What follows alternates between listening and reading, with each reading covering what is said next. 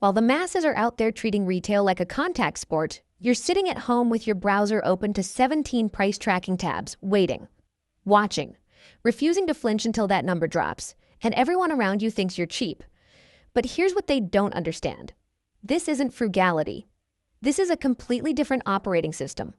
Welcome back to our channel, and today we're decoding one of the most misunderstood financial behaviors on the planet.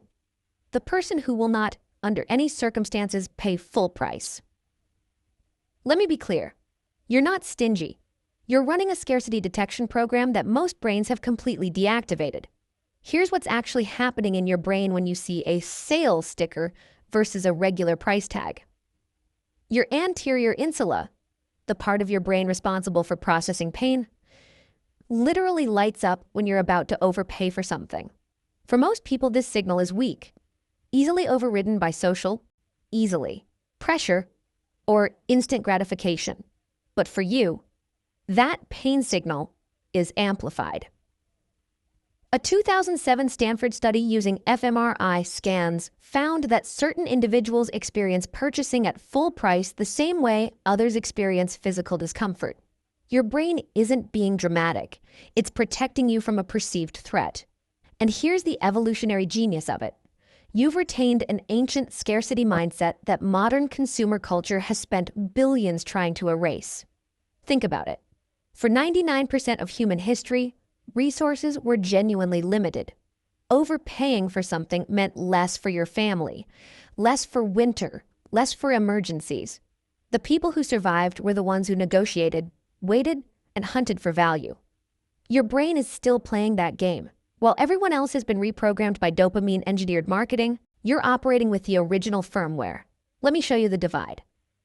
The normal shopper walks into a store, sees something they like, buys it immediately, dopamine spike from instant acquisition. Prefrontal cortex says, we can afford this, we want this, transaction complete. Zero delayed gratification involved. You see something you like, immediately start calculating. What's the historical low? When's the next sales cycle? Can I stack coupons? Your dopamine doesn't spike from ownership. It spikes from optimization. You're not shopping. You're hunting. And here's where it gets weirder. Most people are being manipulated by what's called anchoring bias.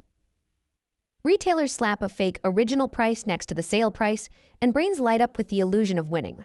But you've built an immunity to that. You know the anchor is fake. You've done the research. You've tracked the price history. You're not celebrating a 40% discount, you're waiting for the actual bottom. This is tribal instinct versus individualistic autonomy in its purest form.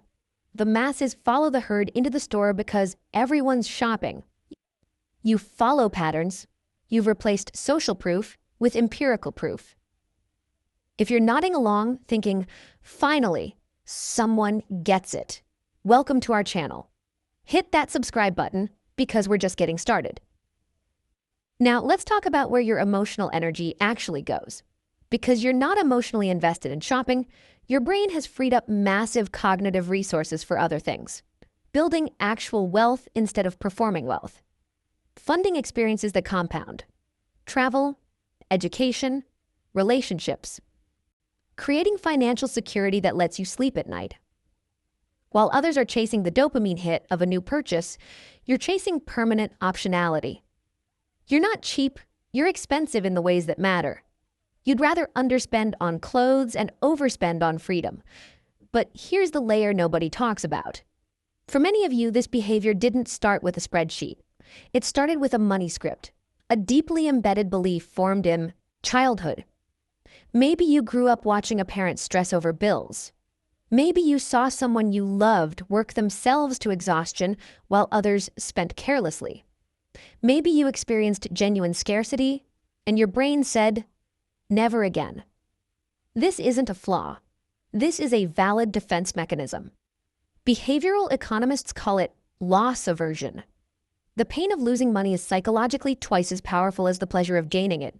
But for you, it's not just a cognitive bias. It's a survival response that's been fine-tuned by experience. Your refusal to pay full price isn't about the $15 you save on a shirt.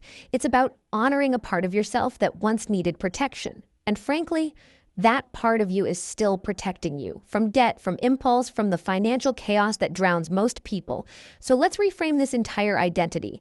You're not the difficult one who always wants a coupon. You're not the annoying friend who won't just buy the concert ticket at face value.